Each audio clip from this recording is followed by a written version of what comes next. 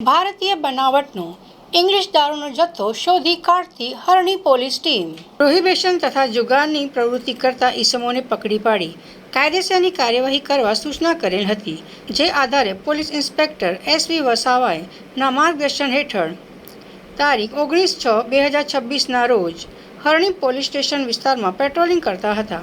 તે દરમિયાન બાતમીના આધારે ગોલ્ડન બ્રિજ એક સફેદ કલરની બંધ બોડીની બોલેરો પિકઅપ ટેમ્પો નંબર RJ19GC6163ની સુરતથી અમદાવાદ બાજુ જતા ગોલ્ડન બ્રિજ ઉતરતા રોડની બાજુમાં બિનવારસી હાલતમાં પડેલી હતી, જેમાં કાયદેસર રીતે ભારતીય બનાવટનો વિદેશી દારૂ ભરેલ હતો.